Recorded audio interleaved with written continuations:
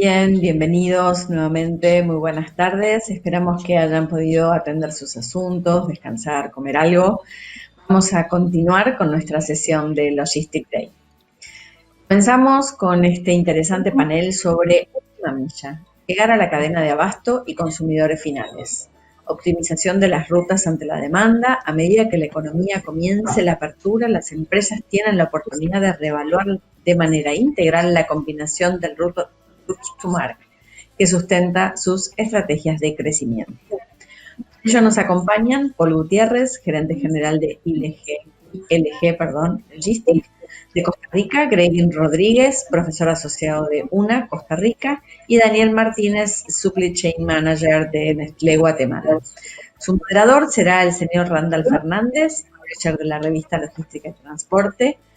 Randall ha cursado estudios en Arquitectura y Sociología en la Universidad de Costa Rica, tiene un posgrado en Planificación y Política Económica del ILPES de CEPAL y una maestría en Administración de Empresas de la Universidad de San Diego, California. Se ha desempeñado en diferentes empresas industriales, comerciales y de servicios. En materia logística trabajó por 18 años en DHL Express, así como en DHL Freight Forwarding en Centroamérica y Sudamérica. Nuestros expertos van a conversar contigo, Randall, bienvenido. Muchísimas gracias, Debbie. Bueno, para nosotros es un honor contar con este panel. Nos acompaña don Paul Gutiérrez. Paul tiene una experiencia laboral en América Latina, Estados Unidos y en Canadá como gerente de Supply Chain Services desde hace más de 20 años. Es ingeniero industrial de la Universidad de Costa Rica y tiene un máster en administración de empresas, certificado Black Belt y auditor en diferentes categorías y certificaciones. Tiene una experiencia laboral que pasa por los temas aeronáuticos, producción agrícola con Chiquita Brands, con Intel y con DHL, tanto en Centroamérica como en Sudamérica, y hoy día es el gerente general de ILG. Bienvenido, Paul. Muchas gracias por acompañarnos. De seguido, es un honor para mí presentarles a Greg Rodríguez. Él es estudiante de doctorado en administración y graduado del CUNY Logistic University en Alemania, donde obtuvo un MBA en logística y liderazgo. Además, concluyó sus estudios de ingeniería en la cadena de suministros en el MIT SLOG y sus estudios de grado en la Escuela de Relaciones Internacionales de la Universidad Nacional, donde Graving es el coordinador académico de la maestría en abastecimiento y logística de nuestra Universidad Nacional en Costa Rica. Además, nos acompaña Daniel Martínez, ejecutivo de Supply Chain con más de 17 años de experiencia internacional en Nestlé, industria de alimentos y bebidas, graduado de Ingeniería Industrial en el ESPOL de Guayaquil, Ecuador, y con una maestría en el Tecnológico de Monterrey. Arrancó su carrera en logística de fábricas en Ecuador y luego estuvo en varios puestos de compras en Ecuador y Panamá. Manejó el supply chain para el negocio de Purina en Centroamérica y el Caribe y hace 3 años está radicado en Guatemala como gerente de supply chain para Nestlé. Así es que es un panel de lujo. Bienvenidos a los 3 colegas y la verdad nos sentimos muy honrados de tener este panel para una de las partes más interesantes de lo que uno de los eslabones más interesantes de esta cadena, que es el transporte, la distribución y cómo los cambios a partir del COVID han podido cambiar, si valga la redundancia, los aspectos de esta última milla. Por lo que hemos estado conversando antes, se torna muy interesante la participación de ellos en estos aspectos de última milla. No quiero avanzar sin antes anunciar que nuestro speaker de fondo también tratará el tema. y promete ser algo bastante interesante. Así es que sin más, quisiera preguntarle, iniciar con Paul, preguntándole sobre qué cambios operacionales, cuál ha sido la necesidad de adaptación de los procesos. Ustedes como ILG, que es un third party ampliamente reconocido en Costa Rica y con varias operaciones de clientes diferentes, de varios tipos, cómo el COVID ha venido a tener que buscar medidas creativas en esa última milla. Paul, adelante. Gracias, Randall. En primer lugar, agradecerle a la revista de inversión inmobiliaria y a la revista de logística y transporte por la invitación a participar de este Logistic Day. Y de paso, enviarle un fuerte saludo a mis compañeros de panel. Es un placer realmente compartir con ellos, con Graving, con Daniel, y también a todas las personas que nos acompañan vía web en este panel. Voy a empezar tal vez compartiendo algunas estadísticas de lo que ha venido aconteciendo con lo que es, llamemos las entregas de última milla o el home delivery. Esta era un segmento que venía creciendo fuertemente en los últimos años. Aproximadamente venía con una tasa de crecimiento de un 21.5%. Y se estima, digamos, que iba a continuar con un crecimiento semejante. Sin embargo, con todo este tema de la pandemia, ha sido un segmento que ha tenido una revolución, si le quiere, un cambio súper importante, porque esa tasa de crecimiento pasó a ser de un 598%. Básicamente en las últimas 8 o 10 semanas, las entregas de última milla se han prácticamente dedicado a lo que venía, digamos, en los últimos años. Los operadores logísticos hemos tenido que actuar para poder satisfacer la demanda de los clientes y para cumplir con los acuerdos de servicio que tenemos con ellos. Hemos visto un muy importante incremento en lo que es la parte de productos de consumo, que básicamente ha tenido aproximadamente como un 59% de aumento. Y lo que es salud, cuidado personal y belleza, que está prácticamente con 32%. ¿A qué nos ha obligado esto? Nos ha obligado a cambiarnos radicalmente el esquema de las entregas. Anteriormente, los operadores logísticos, básicamente en camiones de mediano o de gran tamaño, íbamos a entregar a puntos de venta, llámese, digamos, en tiendas de centros comerciales o en supermercados grandes. Ahora, básicamente, al estar la mayoría de estos establecimientos comerciales cerrados, básicamente se ha cambiado a un esquema en el cual se está entregando directamente a las personas, principalmente en sus casas. Hemos visto que el crecimiento de las entregas en el mismo día ha sido aproximadamente de un 30%, y el crecimiento de las entregas inmediatas, o sea, que realmente son emergencias, es de un 10%. Entonces hemos tenido que pasar, como mencionaba hace un minuto, de camiones de mediano tamaño prácticamente a paneles y a mensajeros que puedan hacer esas entregas individuales. Esto, además del cambio en el equipo, también nos ha obligado a cambios en protocolos, ya que es diferente ir y entregar, no sé, 4, 5, 10 tarimas, 20 tarimas eventualmente a un solo punto, que ir a hacer 40 o 50 entregas individuales a las casas. Hemos tenido que reforzar los temas de servicio al cliente, ya que se tiene que hacer una entrega programada de forma tal que cuando el mensajero o la panel pase por el punto en el cual se va a hacer la entrega, efectivamente el cliente esté ahí y eventualmente se pueda hacer la entrega. Se tienen que también digitalizar los documentos de identidad de la persona de forma tal que tengamos certeza de que la entrega se hizo a la persona a la cual iba programada. Entonces, como podemos ver, en realidad para los operadores logísticos, el tema del COVID y la pandemia en general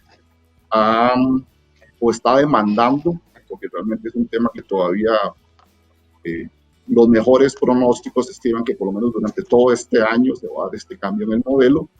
Nos ha obligado a hacer un cambio radical en lo que es el modelo de entregas.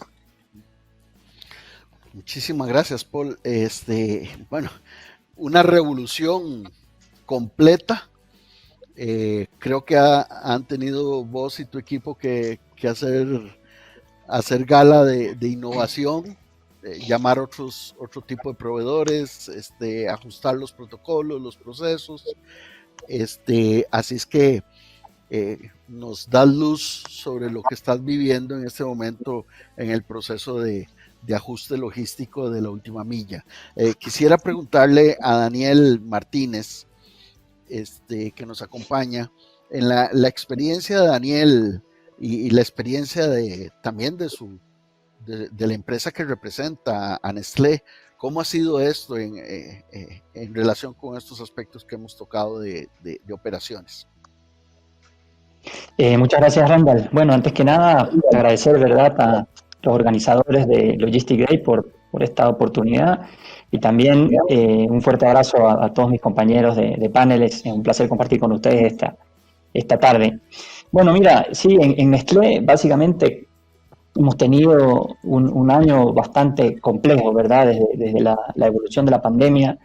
Hay varios aspectos que hemos tenido que adaptarnos, ¿no? Uno de los más importantes, y tomando como referencia lo que pasa en la entrega, es sobre todo el cuidado de la gente. Hemos tenido que reforzar, ¿verdad?, los esfuerzos en ese grupo de personas que están todos los días trepados en los camiones entregando. Como comprenderemos, es un grupo que está muy expuesto, entonces hay un trabajo grande que hemos venido haciendo de concientización y obviamente implementación de prácticas de bioseguridad con esos equipos para asegurar que obviamente nos cuidemos, ¿no? Nosotros implementamos todas las prácticas de distanciamiento social, control de temperaturas, tenemos pruebas de olores, pruebas de anticuerpos, hemos implementado un protocolo de sanitización de los camiones, etcétera, para tratar de prevenir lo más que se puede la salud de las personas, que lo quiero resaltar como el aspecto más importante en toda esta adaptación que hemos tenido que necesitar, y no es ajeno a los grupos de logística que están muchísimo tiempo, ¿verdad?, en rutas y expuestos en los distintos mercados. Luego, también como industria de alimentos, les quiero comentar pues que bueno, ha habido una transición de la demanda, como bien explicaba Paul, con los consumidores están requiriendo otros canales, ¿verdad?, para abastecerse de los productos. Ahí hemos tenido que ser también muy ágiles en la manera de cómo trabajamos con los proveedores, cómo trabajamos también en la planificación logística de puertos, cómo trabajamos en la planificación logística de navieras, cómo trabajamos con nuestras fábricas, y obviamente también cómo adaptamos la flota de entrega, los canales de distribución a esta nueva necesidad.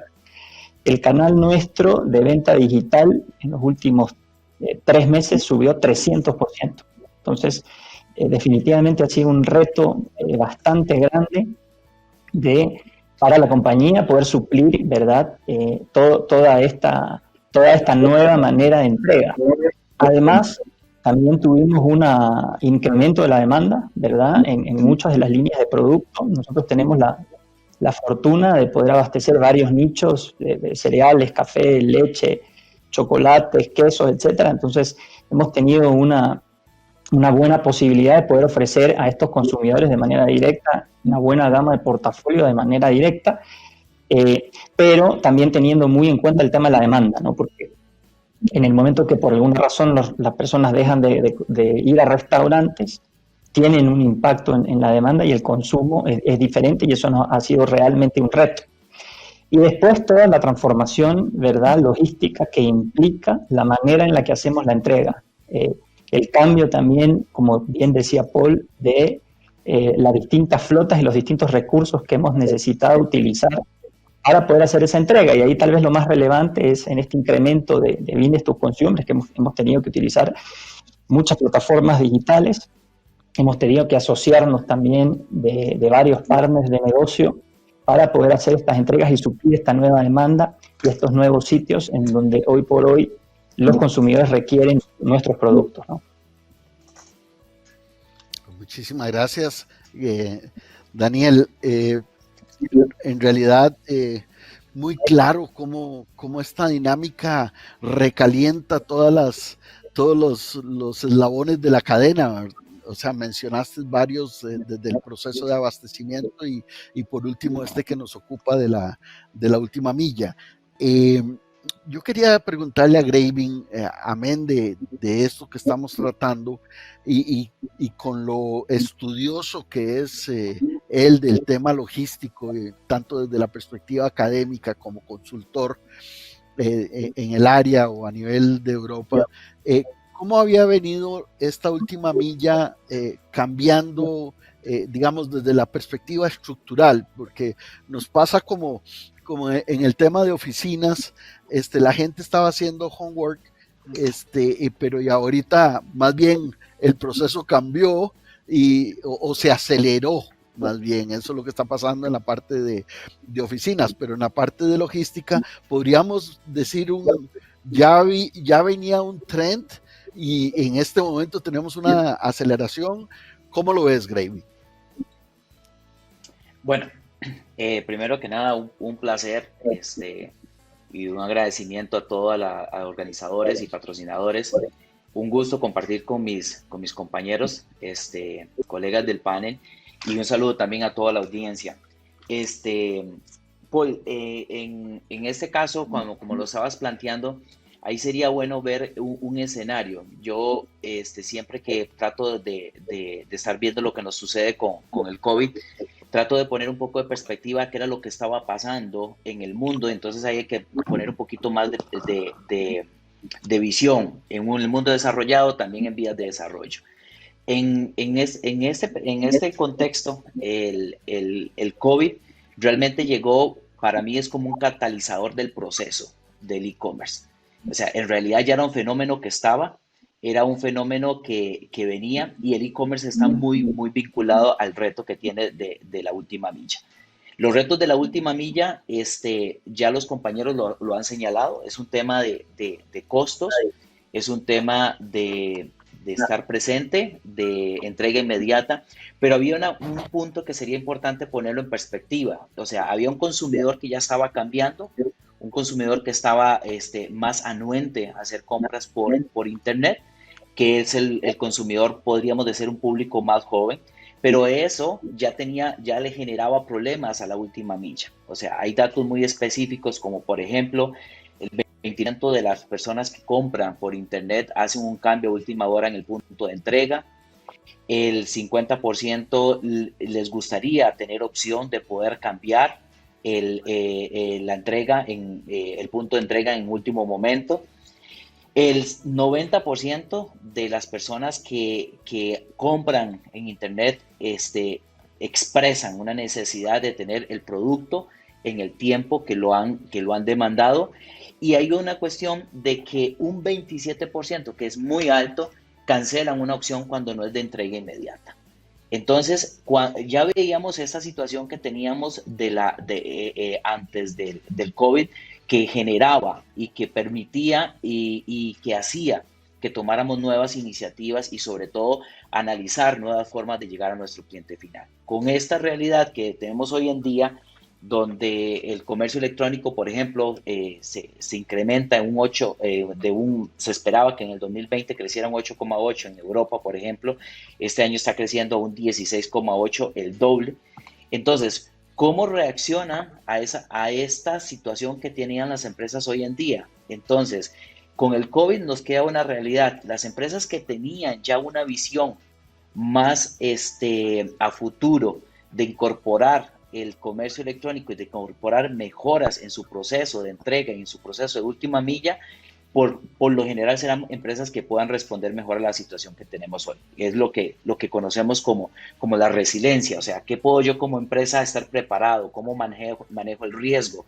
¿Cómo manejo situaciones tan inesperadas como las que nos han pasado hoy en día?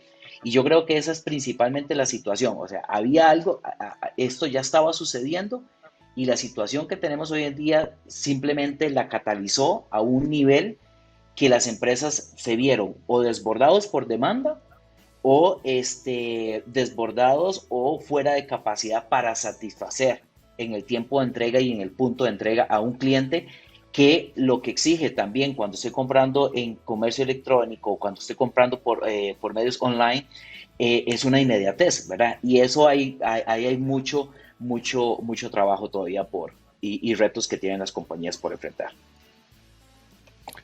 Muchísimas gracias, Graving. Muy definitivamente podríamos decir, me quedo con esa palabra catalizador.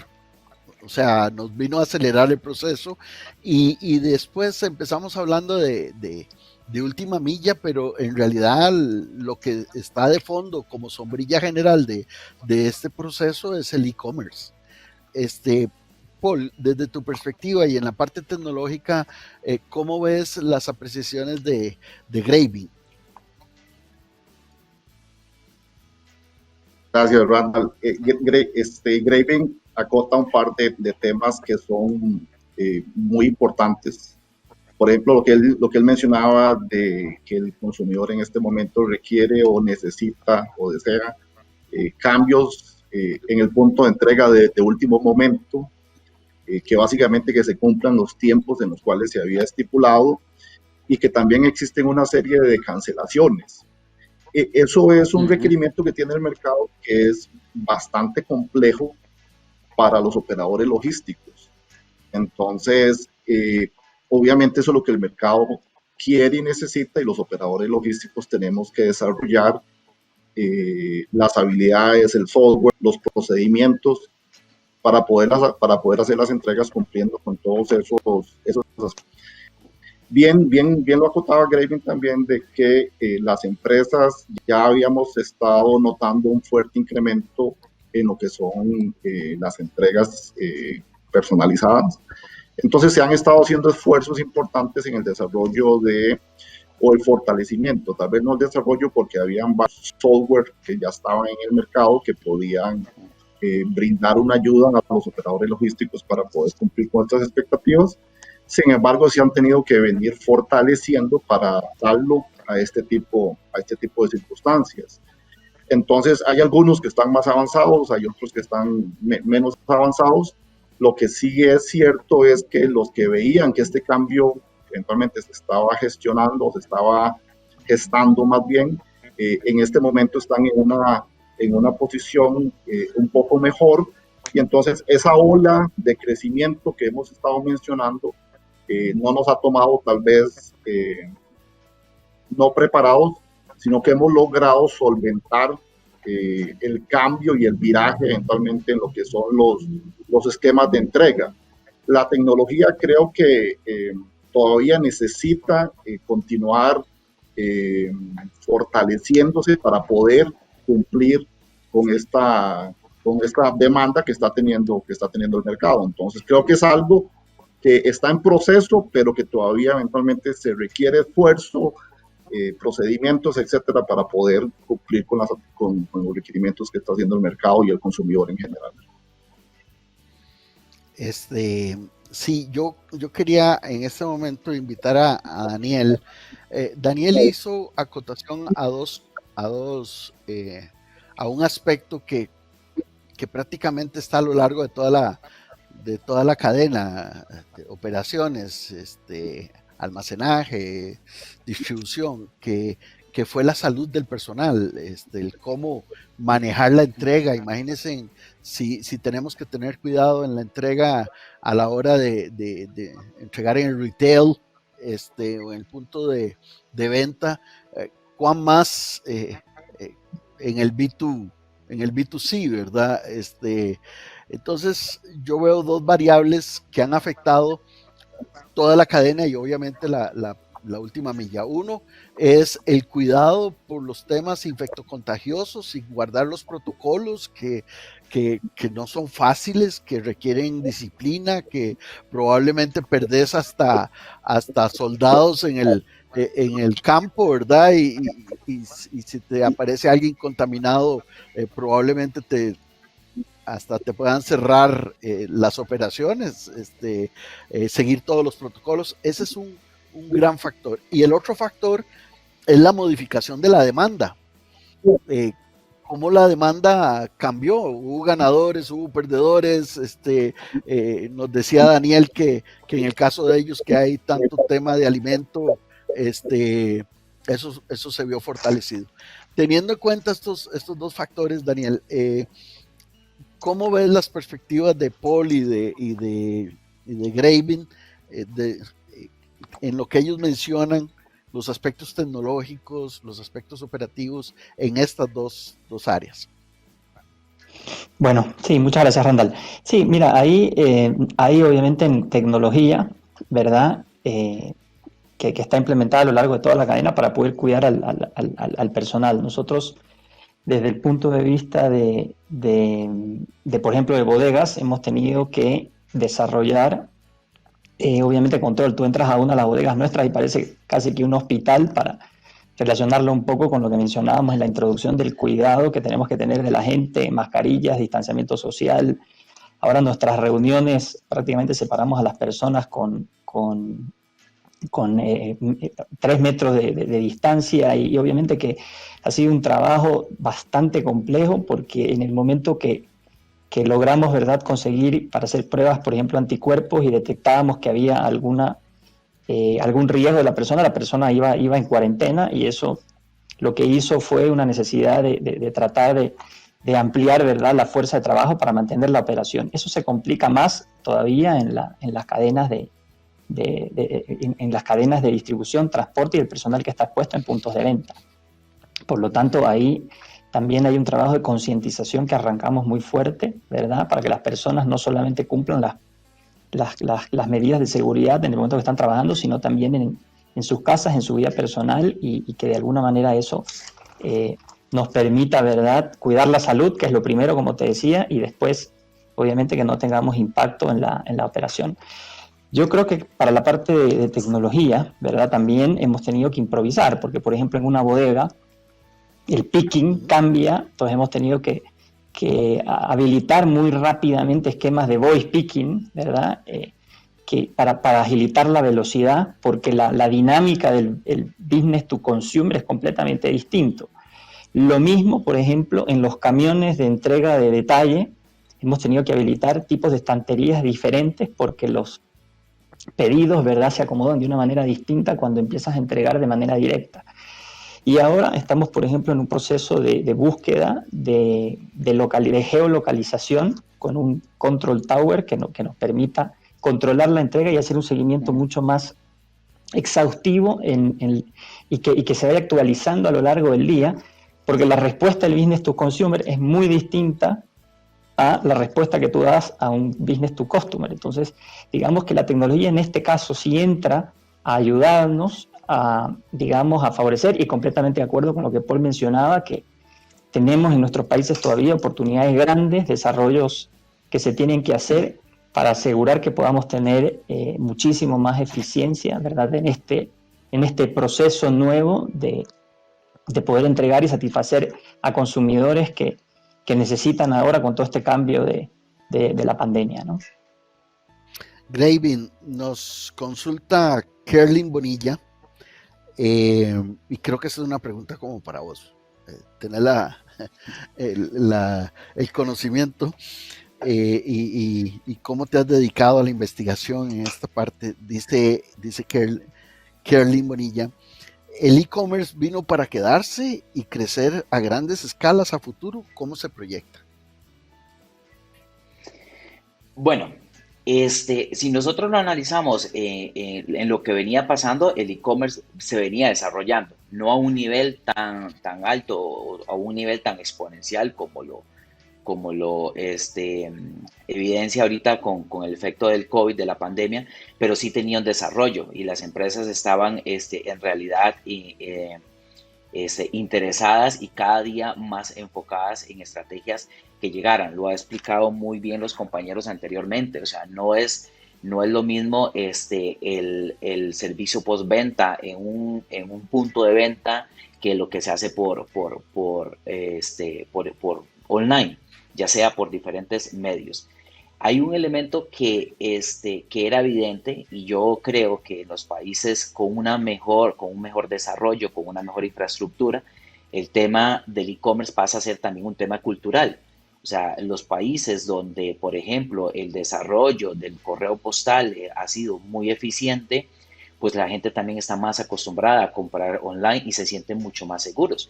Yo creo que para Costa Rica no, para nosotros no es tampoco un ejemplo, si lo vemos en el caso de Costa Rica, lo que llegó a hacer Correos de Costa Rica con las entregas por correo. Entonces, yo considero que sí llegó para quedarse. Es una iniciativa que va a estar. ¿Qué es lo que sucede y qué había?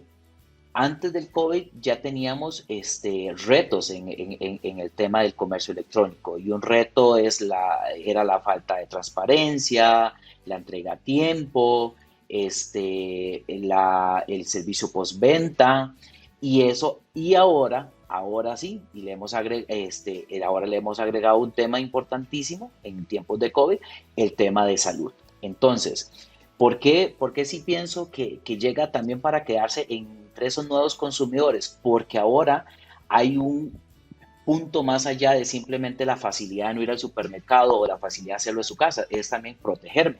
Entonces ya no me expongo, ya reduzo la exposición en un supermercado.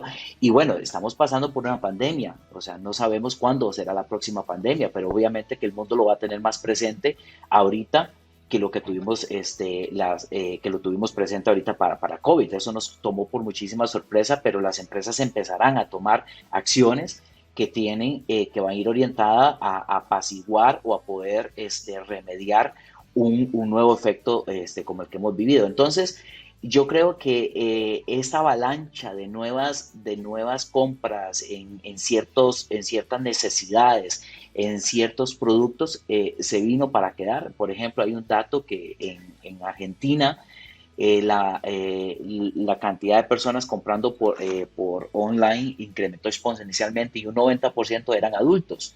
Entonces, es interesante ver esa dinámica. Entonces, otros sectores van a salir más beneficiados, cómo se adaptan. La diferencia acá es cómo lo vas a poder hacer sostenible, ¿verdad? Porque no es que porque tuve una demanda súper alta en productos de salud, me voy a llenar de inventarios porque no sabes qué tan volátil va a ser la demanda. Entonces, a esa pregunta, sí llegó para quedarse, sí hay formas, sí hay un cliente más consciente de que quiere el producto en su casa, de que lo quiere bien. Ahora, vender online significa un reto tan igual, inclusive incrementado, que el que cuando se vende en punto de venta. O sea, el empaque, cómo le llega, el tiempo, etcétera, etcétera. Ahí es donde se van a tener ahí es donde están los grandes retos de las compañías, donde yo creo que la tecnología juega un rol muy importante, pero después hablaremos un poquito más de eso. Y luego, el otro tema es que ahora también es un tema de salud. O sea, es un tema de protegerme, es un tema de proteger a mi familia, a mis abuelos. Entonces, yo sí creo que es un fenómeno que definitivamente va a cambiar la forma en que nosotros compramos y vendemos. Muchísimas gracias. Nos pregunta Joel Robles. Esta pregunta es para Paul, que tiene que sufrirlo todos los días con no sé cuántos clientes tendrás en tus almacenes diferentes, pero aquí nos dice Joel, ¿cuál es el impacto de las devoluciones en el e-commerce? ¿Cómo desarrollar la cadena de suministros inversa, lo que se le llama logística inversa, ¿verdad? ¿Cómo considerar el CDS inversa un gasto o una inversión? Sí, creo que toda la revolución que ha tenido el COVID, creo que lo mencionaron ahora también los compañeros, es algo que todavía eso es gestación y no todavía una dimensión clara de cuáles van a ser todos los cambios que va a implicar. El tema de las devoluciones en la cadena logística siempre ha sido un tema complejo, ¿verdad? Porque hay que recibir un producto que ya está usado, hay que definir el protocolo, si la persona que lo está recibiendo solamente va a hacer una inspección visual o va a tener que hacer otro tipo de inspección, dónde se lleva, dependiendo si el empaque original ya ha sido abierto o no, si se lleva directamente al centro de distribución, si se lleva a un taller de... Entonces, las devoluciones es un un tema tan complejo como la operación propia de las entregas, ¿verdad? Entonces es algo que está en proceso todavía de cambio. En este momento lo que se trata de hacer es hacer algún tipo de ruteo. Usted va y hace entregas a una zona y de paso eventualmente pasa haciendo la recolección de los productos para devolverlos. Está influenciando mucho el tema del costo, ¿verdad? Porque tanto la entrega per se, que creo que ahora podemos conversar un poquito más de lo que es el reto del costo sobre todo este tipo de entregas. Entonces, el costo tanto de la entrega como el costo de la devolución son altos. Y ese costo de la devolución creo que hasta este momento no lo tenemos totalmente mapeado sobre el precio de venta que se está dando, porque es una estadística que tal vez no tengo en mente en este momento, pero sí sé que el porcentaje de devoluciones es alto. Si a la hora que yo estoy haciendo las proyecciones de demanda y de venta no tomo en consideración de forma adecuada las devoluciones, puede ser que todo mi modelo de costos no se sostenga, ya que esa cantidad de devoluciones pueden implicarme un esfuerzo muy, muy grande que me haga a mí como operador logístico no poder suplir eventualmente las necesidades al costo que eventualmente el mercado lo está dictando. Entonces, como te digo, o sea, el tema de las devoluciones es un tema tan complejo como el tema de las entregas per se. Vamos a ver, vamos a hacer una aclaración de fondo aquí. Una cosa es la última milla como proceso de distribución y de entrega, y otra es todo el concepto de última milla. Yo podría tener almacenes, digamos, desconcentrados para de ahí tener como hubs de redistribución, ¿verdad? Y acercar mucho más esos almacenes a las masas de acuerdo a análisis de mapas de calor o de análisis de dónde está mi mayor demanda. Nos pregunta, aquí hay una pregunta muy interesante sobre ese tema y le voy a pedir a Daniel que nos ayude con esto. Enrique Cabrera de CBR, ¿a qué distancia deben estar los almacenes de última milla del centro de producción? Y hay otra que dice, muy buenas tardes, ¿cuántos metros son necesarios para desarrollos de última milla? Daniel. Listo, Randy, gracias por las preguntas. Mira, básicamente nosotros lo que hemos hecho un poco para tratar de optimizar el tema de la entrega es hacer un estudio que se llama Distribution Network Review. Básicamente lo que hacemos es colocar la expectativa de venta, ¿verdad? Y los puntos de entrega. Es una herramienta realmente bastante sencilla en Excel.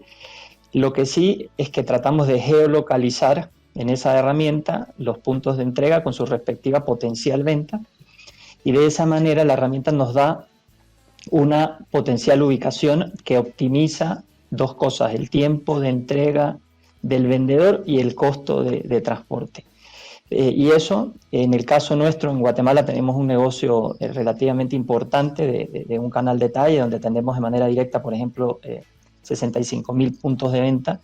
Nos ha dado muy buenos resultados de localización, ¿verdad?, de los puntos de bodega o de los puntos de cross-dock, que ya son los puntos en donde hacemos ya la entrega final, ¿no? Y obviamente hay una variable que tomamos en cuenta siempre, que es el tiempo del vendedor en el vehículo, optimizando su ruta, ¿verdad? Entonces es un poco lo que se hace. Este estudio realmente no es tan complicado de hacer y se puede encontrar muchísima información en internet, y obviamente facilita la localización potencial de la bodega, del cross-dock o del punto de transbordo que tenemos que localizar. La segunda pregunta con respecto al espacio, pues bueno, va a depender mucho también de la cantidad de mercadería que se destina a ese punto. Eso puede variar muchísimo del tipo de negocio con respecto a los metros cuadrados, ¿verdad?, de la localización. Nosotros lo que hacemos es calcular, ¿verdad?, la cantidad de rutas, ¿verdad?, la cantidad de camiones que salen, y de esa manera determinamos un espacio específico para eso. En el caso de Guatemala no hemos desarrollado puntos de almacenamiento, sino solamente puntos de cross-dock, agrandando, ¿verdad?, el espacio de la bodega central. Eso es más que nada por el tamaño del país y por la facilidad de los accesos. Hemos tenido la posibilidad de manejarlo vía puntos de cross-dock, por lo tanto son realmente espacios bastante pequeños en donde llegan los camiones y hacemos los cross-dock para ya las paneles, ¿no? ¿Qué estamos hablando? ¿De 1000 metros? ¿2000 metros? Sí, son entre 800 y 1000 metros, Randall, no pasa eso, ¿no? Ok, muchísimas gracias. Nos dice Vladimir Chávez, buenas tardes. ¿Qué ha resultado más fácil, hacer las entregas o recoger las devoluciones? Quisiera que me lo complementaras, Paul. Sí, gracias, y gracias a Vladimir también por la consulta. Definitivamente el tema de las devoluciones ha resultado ser más complejo porque conlleva una inspección también de lo que se está recibiendo. Por ejemplo, si yo operador logístico voy y recibo, llamemos un teléfono celular que se había vendido, tengo que hacer una inspección si realmente el equipo viene en la caja, si eventualmente tiene algún daño sensible, si es un producto alimenticio, tengo que hacer una revisión muy minuciosa que no tenga perforaciones, etcétera. Las devoluciones se están convirtiendo en un tema que va a requerir mucho más especialización y cuidados, digamos, un mayor enfoque en la parte tecnológica que hemos estado conversando, porque requiere mucho más detalle, ¿verdad? Entonces, para contestarle específicamente a Vladimir, las devoluciones están presentando una complejidad mucho mayor y el porcentaje de devoluciones que se está presentando también está creciendo porque no sé, tal vez las personas piden las cosas y luego tal vez se arrepienten, entonces las van a querer devolver. Entonces está resultando ser un tema mucho más complejo.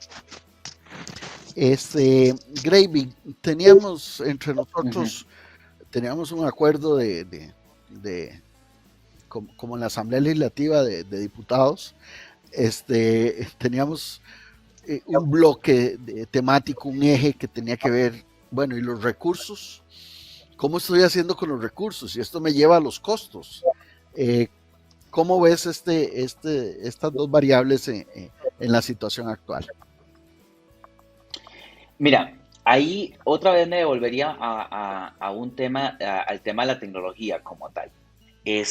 Cuando nosotros estamos hablando de costo, el costo de la última milla incrementa aproximadamente un 28% en la operación logística del producto. O sea, hay un 28% de posibilidades de mejora según lo analices y según la región que lo analices. Cuando estamos hablando, y ahorita hablaba un tema, y definitivamente vuelvo al punto que desarrollaba Paul, con el tema, por ejemplo, es de las mismas devoluciones en los costos que esto implica y los recursos que una compañía tiene que implementar. Cuando nosotros hemos visto la tecnología siempre como un área transversal de toda la cadena de suministro y como un apalancamiento, hoy nos damos cuenta que tiene muchísimo más preponderancia en estas situaciones que tenemos. Viéndolo desde esa perspectiva, nosotros, y eso para ponerlo en contexto de los costos y cómo la tecnología llega a facilitar también estos aspectos, viéndolo también desde la parte de inversión, que también se tiene que hacer, pero cómo realmente la voy a aprovechar y cómo realmente, si voy a implementar algo desde la parte operacional, tomando en cuenta algo tecnológico, cómo eso realmente me va a mí a reducir costos y cómo voy a poder administrar mejor mis ventas. Hay tres temas que son importantísimos en el tema de la tecnología y es cómo voy a gestionar la información, cuál es la respuesta que yo voy a tener a las situaciones que pasan y después controlen los procesos. Y ven que son tres cosas que van muy ligadas. ¿Cómo gestiono la información? ¿Cómo es la respuesta y la acción que yo puedo tomar para esa información que me ingresa de un pedido, de una devolución, etcétera? Y el otro tema es el control de los procesos, porque cuánto esto me ayuda. Y esto lo quiero llevar, ¿por qué? Entonces, ¿cuál es el rol que tiene ahí la parte tecnológica? Y tal vez a veces nos hemos discutido, bueno, es que vamos a tener un sistema que nos lleve todo el tema de órdenes y devoluciones y ahora alguien se va a quedar sin empleo. No, o sea, más bien es el caso de cómo cada vez las personas que trabajamos en cadena de suministros es muchísimo más profesional, está más profesionalizada y ahora sí, aparte de todos estos datos que me generan las herramientas tecnológicas que yo estoy tomando, ahora sí, cómo tomo decisiones. Y ese es un rol inclusive que va a variar, hasta el rol de las personas que estamos en cadena de suministro va a variar en el aspecto de cómo yo quiero reducir esos costos. O sea, no me sirve a mí tener todos mis camiones con GPS cuando no hay nadie que analice esa data. No me sirve a mí identificar cuáles son los productos en los que más tengo devoluciones cuando nadie tengo esa data. El caso que señalaba Paul, por qué las devoluciones se vuelven más complejas y hasta más costosas. Un ejemplo clarísimo. A veces usted ingresa a una página y compra algo y no tiene política de devolución. No sabes cuáles son las políticas de devolución, en qué condiciones puedo devolver ese producto o no. Entonces, al final, toda esta información que hoy deberíamos nosotros poder recolectar, nos debe que permitir a nosotros tomar decisiones. ¿Y decisiones en qué tipo? Por ejemplo, el tipo de cliente. No es lo mismo un cliente que quiere un producto en un día de entrega a otro que lo quiere a una semana. Pero el que lo quiere a un día, ¿qué tipo de cliente es? ¿Me compra más frecuente? ¿Qué volumen de compra? ¿Qué volumen de compra exactamente compra? ¿Cuánto puedo yo reducir ese costo a un cliente? Las mismas estrategias que aplicaban instituciones, los bancos, etcétera, de los clientes A, B, C. O sea, ¿cómo haces alocaciones con esos clientes para poder tener un mejor servicio? Y eso todo va relacionado con costos, o sea, va relacionado en cuál es el costo que al final yo tengo. En el tema igualmente de las devoluciones, esto es un tema que es muy complejo e inclusive tecnológicamente ya tenemos herramientas para hacerlo más fácil, pero no están incorporadas porque de nuevo no están dentro de un plan estratégico de la compañía como tal. Entonces, los costos nosotros no los podemos ver aislados, o sea, no es simplemente que yo digo quiero reducir los costos en la última milla. O sea, para yo reducir costos en última milla tengo que tener datos muy fuertes, datos muy verídico, transparente sobre rutas, sobre cliente, sobre productos, volúmenes, y a partir de ahí poder tomar decisiones que yo creo que definitivamente impactarían en el costo. Daniel, quisiera preguntarte desde tu perspectiva sobre estos dos puntos, recursos y costos. ¿Cómo ves que la situación ha afectado o está afectando o va a afectar? Y cómo has lidiado con esa situación. Muchas gracias, Randall. Sí, mira, yo creo que está clarísimo para las personas que trabajamos en logística y en supply chain que hay una diferencia en el costo muy importante. Nosotros, por ejemplo, en el costo de transporte, el costo variable tradicional, más o menos nos cuesta 2-3% de cuando lo medimos como porcentaje de la venta. Cuando entramos en un esquema de entrega directa o business to consumer, eso puede llegar a ser entre 9, 10 y 11%. Varía un poco en el tipo de negocio. En el caso de la industria de alimentos lo vemos así. Es indudable que vamos a tener un impacto en los costos de distribución per se, que obviamente son los costos que nosotros en supply chain y en logística manejamos. Eso, digamos que es una realidad por todos los aspectos que tanto Grading como Paul mencionaban. La dinámica y el esquema de entrega cambia y por lo tanto eso es para mí un fact. Lo que sí se tiene que ver y evaluar es que también ese consumo reemplaza consumos que normalmente hacías vía otros canales, y hay otros aspectos en el P&L que se toman en cuenta, como son los costos asociados de ventas en esos canales. Esos bajan. Lo que estoy tratando de decir es que no necesariamente la entrega, si bien cierto incrementa, impacta el total resultado del P&L, porque podrías recuperar parte de esos costos en otros rubros.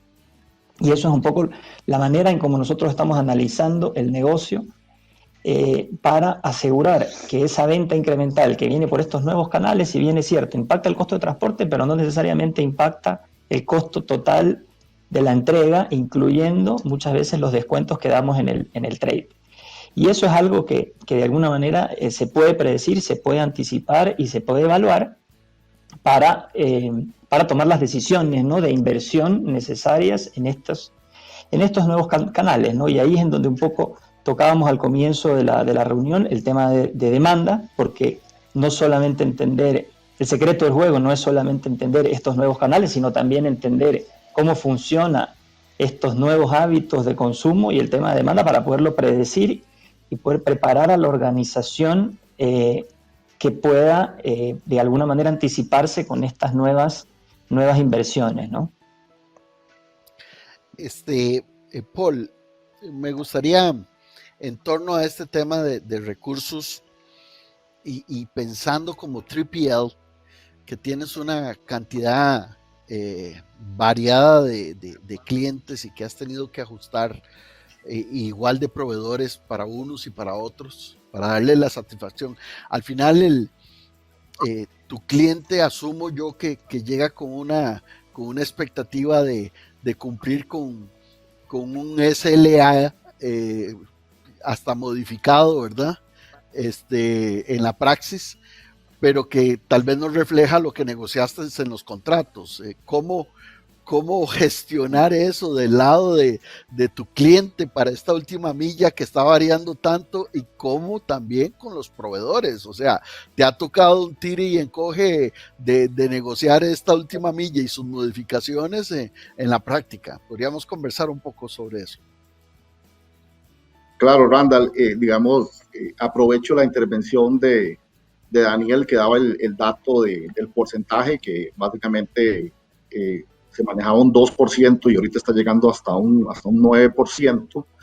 Entonces, ahí es donde yo creo que está parte del secreto del desarrollo de los operadores logísticos en este momento, porque son dos extremos. En un extremo está el tema del costo, que definitivamente está aumentando, y por el otro lado está el tema de la tecnología, que era lo que decía Graving, que tenemos que tratar de empatar estos dos extremos para lograr el cumplimiento de los SLAs.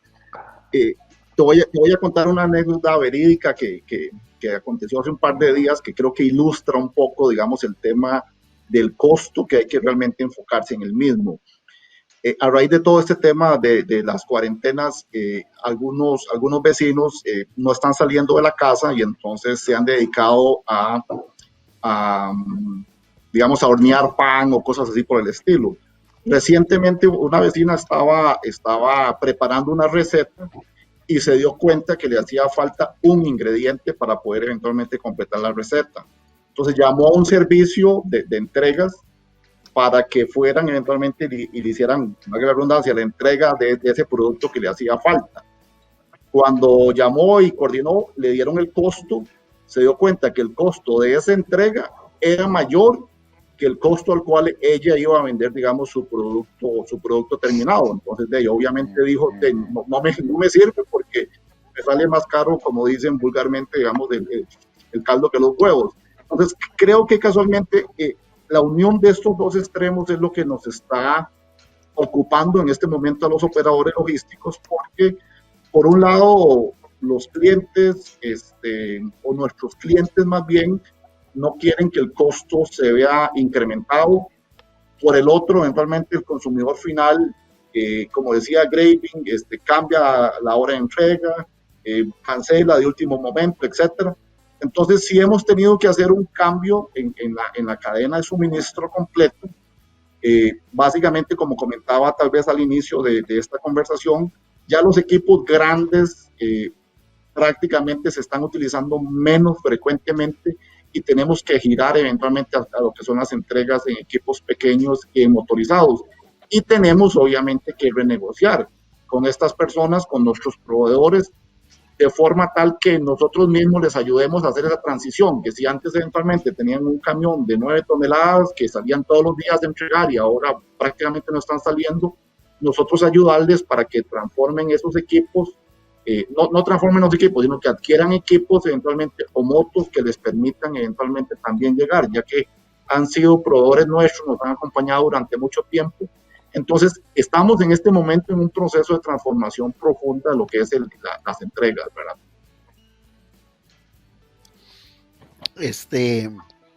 Bueno, pero me quedo debiendo ahí. Le ha sido fuerte y este proceso de negociación para un lado y para otro. No ha sido fácil. Ha sido, digamos, bastante complejo hacia el lado, digamos, de las empresas que son mis clientes directamente, ya que normalmente son empresas transnacionales grandes que tienen un gran poder, digamos, de negociación. Entonces, ellos han negociado, valga la redundancia, para que no se les aumente mucho el costo. Sin embargo, se ha tenido que demostrar con datos de que el costo que se tenía antes no es el mismo costo que se tiene ahora y que hay que entrar a procesos de renegociación. En algunos momentos se tienen contratos o se han firmado contratos con algunas de estas transnacionales.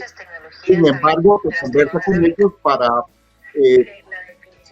el contrato trate de reflejar un poco, digamos, la realidad. En los contratos usualmente uno también pone una cláusula en la cual especifica que si hay cambios sustantivos en el mercado, se tienen que volver a renegociar las condiciones. Entonces, en eso estamos en este momento. Hay algunas empresas que lo han comprendido y han aceptado eventualmente, y hay otras que no tanto. Entonces, en este momento estamos en esos estira y encoge con los clientes, de forma tal que podamos adaptar esos dos extremos y realmente cumplir con lo que son la parte de las entregas y a la vez, Randall y todos, lograr evolucionar, ¿verdad? Porque también creo que lo comentaba Graving en una de sus exposiciones, también tenemos que ir pensando en qué va a suceder después. Este tipo de entregas llegaron para quedarse, entonces tenemos que empezar a pensar qué va a hacer después, cómo va a las entregas después, eventualmente que volvamos a una nueva normalidad. Muy bien, muchísimas gracias, Paul. Para Graving, Rosemary le pregunta, don Graving, ¿cómo ve la colaboración digital entre los participantes de la cadena? Nosotros teníamos un bloque en el que íbamos a ver de qué posibilidades hay de sinergizar a futuro, independientemente de competidores o de industria, etcétera, qué posibilidad hay al final. Recuerdo las encuestas sindicadas que entre todos se pagan para tener el market share y poder medir las circunstancias del mercado y todos ponen una parte. ¿Hay espacio para la colaboración digital o eventualmente para la colaboración en el proceso de distribución? Mira, muchísimas gracias por la pregunta. Randall, y como lo exponía Paul, de hecho, hizo como una antesala para esto, hacia dónde vamos y cuáles son modelos que vamos a tener. Nosotros tenemos una claridad que hay un reto de demanda, hay un reto de distribución, hay un incremento en costos. Y ahora sí, o sea, aquí la pregunta es cómo lo hemos hecho y cómo lo podemos nosotros también hacer. O sea, desde la colaboración digital hay dos conceptos que hay que desmenuzar un poquito, que es la parte de la colaboración como gestión y la parte digital, que es principalmente el uso de tecnologías que se denominan en diferentes formas, pero en el caso mío las denomino basadas en Internet porque están todas, al fin y al cabo, basadas en la tecnología del Internet. Entonces, desde la parte de la colaboración hay tres elementos que son muy importantes y esto ya son también estudios y de hecho estudios de caso y también investigación empírica aplicada principalmente en países más desarrollados, sudeste asiático y Europa. Y es el tema de que desde un enfoque colaborativo a mí me permite una mejor planeación en todos los niveles de la cadena y eso, una planeación me permite también una mejor comunicación y una mejor estrategia. Desde la planeación y la comunicación, el impacto de las tecnologías e Internet, lo que denominamos como ha sido muchísimo más evidente que en la parte estratégica. Y en la parte estratégica es cómo definimos nuestro modelo de negocio y parte de ese modelo de negocio es también la entrega a la última milla. En la parte de comunicación entre los proveedores y todo, y en la parte de la planeación, existe una acción más proactiva a compartir mis información y a compartir diferentes datos entre los participantes que me permiten a mí una mejor toma de decisiones. Y eso entendido la colaboración como tal, o sea, la colaboración digital son aquellos procesos, conjunto de procesos que pasan en la cadena de suministro, soportados, apalancados, ayudados por la tecnología y que al final nos permite a nosotros tener un mejor resultado. Lo señalaba Paul anteriormente. No era lo mismo entregar pallets y camiones completos, pero igualmente ya se trabajaba por eso, se trabajaba por consorcios logísticos o por hubs logísticos, principalmente en Europa, donde también el tema del ferrocarril es muy utilizado en el transporte de mercancías, el medio de transporte. Entonces, eso permitía que puedan tener lugares, hubs logísticos, donde simplemente cargas la mercadería y la envías consolidada y te evitas un montón de costos. Pero eso no solamente estaba pasando a nivel de la última milla o de la entrega, también estaba pasando a nivel interno en las mismas compañías. Hablemos de compañías con volúmenes muy altos, pero también con compañías pequeñas y medianas empresas dispersas, a veces vendiendo un mismo producto, pero utilizando cada una individualizado un medio de transporte para entrega. Y eso son oportunidades que existen, que ya se estaban dando, que estoy completamente seguro que van a tener muchísimo más relevancia en el tiempo post-COVID, porque el modelo anterior nos demuestra que los costos son elevados, y un nuevo modelo de sinergias colaborativo en el que también tenemos una participación muy fuerte de las tecnologías para evitar el tema de la competencia y de datos sensibles, etcétera, que hoy en día también nos lo permiten. Entonces, ahí hay una oportunidad desde esa perspectiva. Y de nuevo, o sea, ya son estudios, proyectos que se han aplicado, que se han hecho, se ha evidenciado la baja en los costos. Estamos hablando que en el tema de costos, principalmente en España, que se hizo también, que hay un estudio ya con una empresa también de consumo masivo, los costos se redujeron en aproximadamente un 42% solamente en entrega. Entonces, oportunidades creo que sí hay muchas. Sencillo no es, porque no es sencillo, pero simplemente sí hay una mejor respuesta, va a haber también un mejor costo al fin y al cabo para el cliente final. Sí, bueno, son cambios de paradigma que hoy día con el COVID todo está por reescribirse de nuevo. En el caso de las oficinas, cada día vemos más el modelo de coworks, ¿verdad? Con WeWork o con Space o con cualquiera de estos. Y en el caso de la parte de comidas vemos el concepto de cocinas ocultas, donde en la misma cocina trabajan varios restaurantes donde su pelea más bien es a nivel del mercado y el marketing, ¿verdad? Pero la parte operativa se está gestando atrás en una cocina común, ¿verdad? Y entonces, desde esa perspectiva, yo le preguntaría a Daniel, cosa que conversamos el otro día, ¿cómo vería una empresa o a nivel personal vos, o bien sea de tu empresa, cómo vería un aspecto colaborativo en este caso, Daniel? Sí, mira, yo creo que, Randall, que todo lo que hemos hablado, ¿verdad?, de los incrementos de los costos de distribución, que hemos mencionado aquí con Grevin y con Paul, la invitación es a buscar eficiencias en la cadena, en todo lo que podamos mencionar. Acabábamos de hablar un poco de esta herramienta de optimización de las rutas. Eso obviamente lo tenemos que aterrizar, ¿verdad?, en impacto y en beneficio.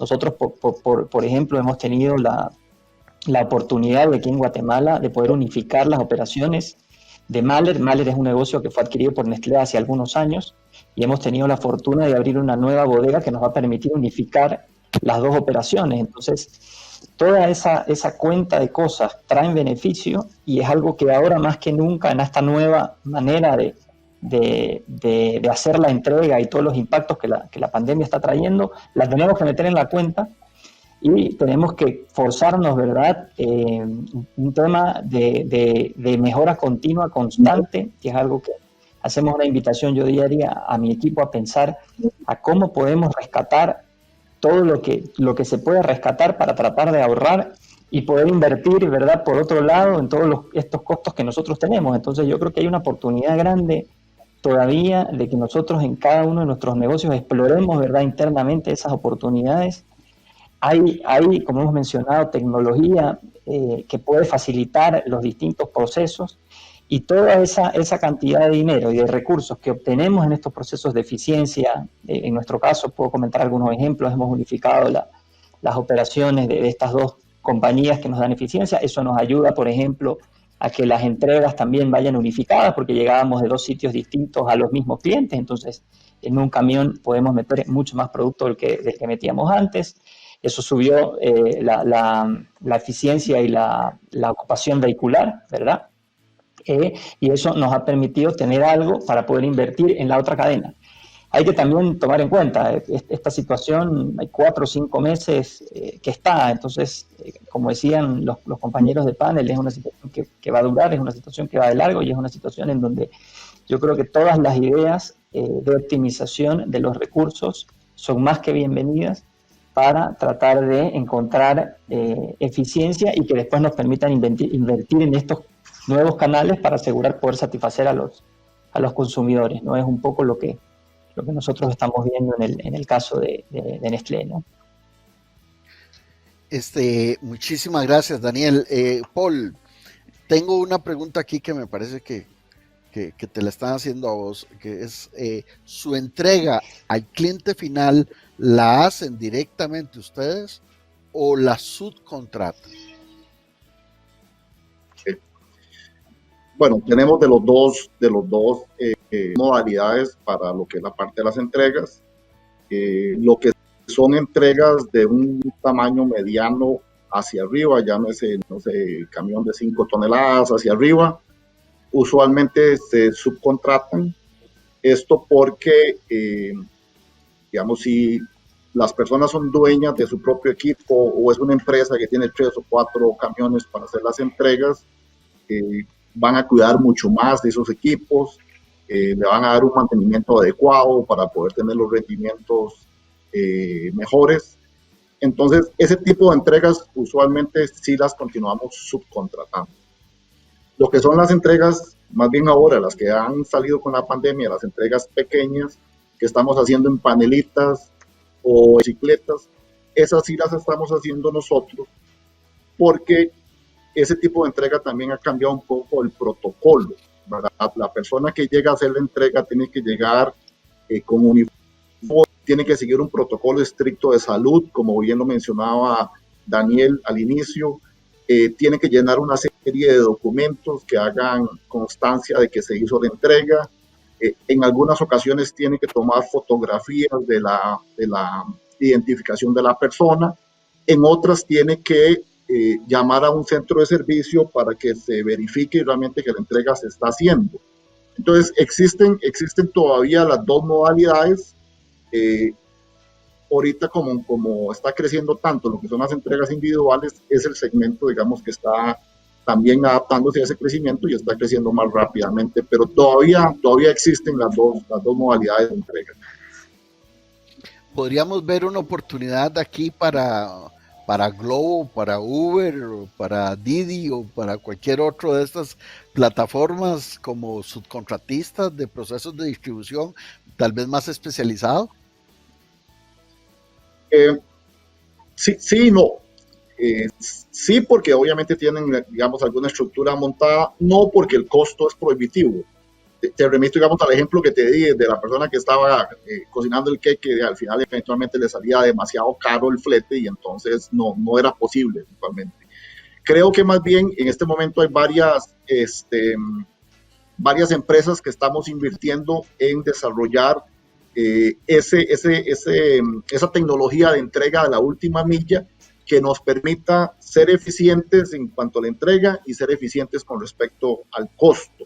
Entonces, creería que por ahí donde nos vamos a orientar más los operadores logísticos, antes que subcontratar a una empresa que tiene un margen de utilidad alto. Todos sabemos que en estas entregas ellos se dejan un porcentaje bastante importante. Entonces, creo que por ahí no va, digamos, sino que la solución de los operadores logísticos va más que todo por el desarrollo propio o la adquisición de tecnologías que ya existen para utilizarla uno dentro de la empresa. Muy bien, muchísimas gracias, Graving. Estamos leyendo aquí una pregunta de Víctor Aguirre. en respecto de el futuro dilema de los mega CDs y los mini CDs, más cercanos a los puntos de concentración de los clientes de que hablábamos, ¿verdad? Con deliveries de última milla más simples, pensando en que el e-commerce lo están usando más y más las grandes empresas de retail y consumo. Aquí hay dos perspectivas. Bueno, perdón, más bien yo diría que hay otros aspectos que analizar.